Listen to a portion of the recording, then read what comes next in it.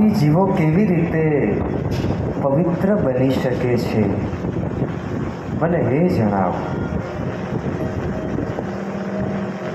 ત્યારબાદ સનકાદિકોએ બનતું જ આખ્યાન છે. તુંગભદ્રા નદીને કિનારે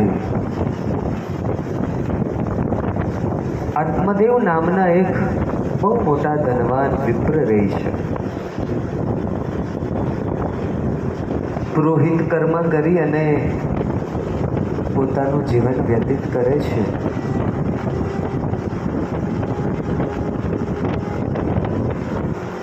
ધુંધુલી નામે એમને એક પત્ની છે. સુખ સંપત્તિ છે, ખાનદાન કુટુંબ છે, પણ ધર્મપત્ની કજિયાખોર છે.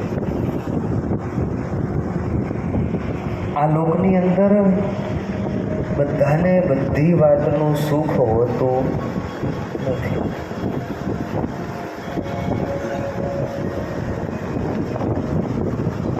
પત્ની દેવ આવા છે, પરિણામે સંસારમાં થોડો રસ નથી, પણ એ સિવાય પણ મોટું દુઃખ એ વાતનું છે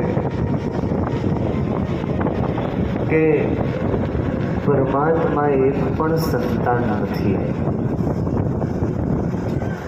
કેટલાય પુણ્ય કર્યા, દિન દુખિયાઓની સેવા કરી, પોતાની અડધી સંપત્તિ આવી રીતે પુત્રની પ્રાપ્તિ થાય એ માટે વાપરી નાખી, પણ પુત્રની પ્રાપ્તિ ન થઈ ત્યારે વિચાર આવ્યો કે હવે આ જીવન છે એ ટૂંકાવી દો.